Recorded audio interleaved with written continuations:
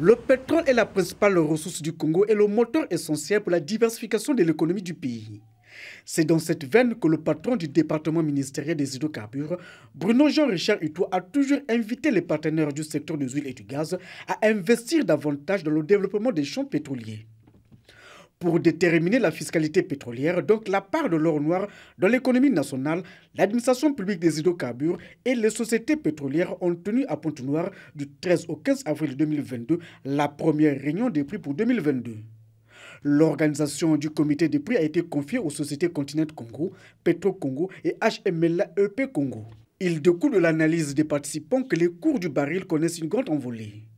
Durant le trimestre, le marché est resté excédentaire de 0,04 millions de barils par jour, alors qu'il était déficitaire de 2,47 millions de barils par jour et de 1,96 millions de barils par jour, respectivement au 4e trimestre 2021 et en glissement annuel au 2e trimestre 2022. Le marché de pétrole sera éventuellement influencé par le conflit entre la Russie et l'Ukraine, l'offre mondiale, l'impact des décisions financières gouvernementales, les incertitudes sur le niveau des stocks mondiaux et les marges de raffinage, les effets du variant du Covid-19 dans certaines zones dans le monde et la situation politique en Iran.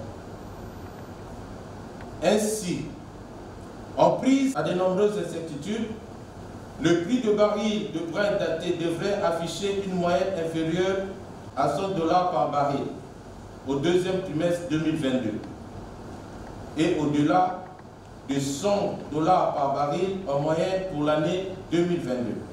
Selon la Banque des États de l'Afrique centrale, BEAC, en termes de perspective, l'activité économique nationale pourrait se relancer en 2022, après 3 années consécutives de récession. Cette embellie serait favorisée par les bonnes perspectives du secteur privé, soutenue par la reprise des investissements pour le renouvellement des appareils de production, la relance des forages exploratoires dans le secteur pétrolier, ainsi que la levée des mesures de restriction liées à la pandémie du Covid-19.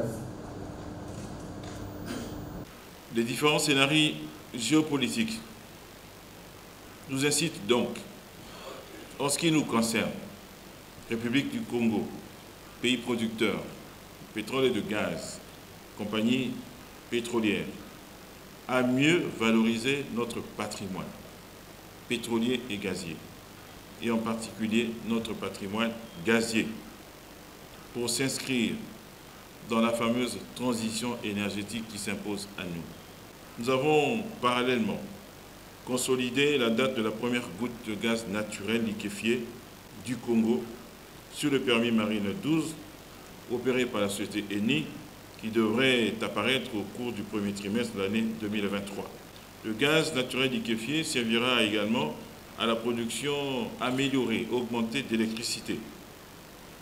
Il devrait aussi être utilisé pour initier enfin une des ambitions du président, à savoir l'émergence d'une filière pétrochimique dans notre pays, notamment en faveur de l'agriculture, à travers la production d'engrais chimiques. De la fluctuation de cours du pétrole, le ministre Bruno Jean-Richard Utois déduit que le brut congolais s'est bien comporté avec un baril qui s'est établi à 105,763 $ avec un différentiel de 1,8 $. Vous savez que notre économie est pour l'instant financée en grande partie par les ressources pétrolières. Le budget 2022 établit une fois de plus que les ressources pétrolières représentent plus de 52% du budget. C'est plus de 70% du PIB et peut-être 80% des exportations. Donc les prix que nous fixons au cours de ces réunions déterminent les ressources que le pays va recevoir. On a la production d'une part, mais à quel prix on va pouvoir la valoriser. Et c'est pour ça qu'il faut se réunir ici. Tous les 3 mois, c'est ce qu'on fait. Il y a plusieurs sociétés qui ont le droit de vendre, de cargaison, qui leur reviennent. Mais elles doivent venir ici tous les 3 mois, rendre compte des conditions de vente. Nous discutons.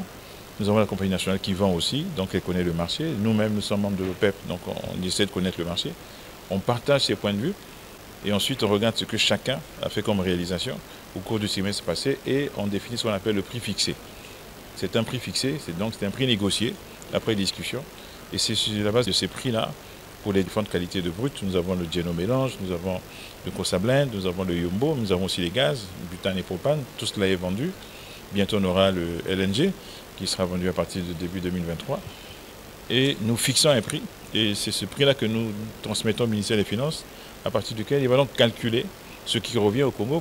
La moyenne des prix du trimestre est au-delà de $100, c'est une très très bonne chose. On peut constater aussi que les bruts congolais se comportent de mieux en mieux.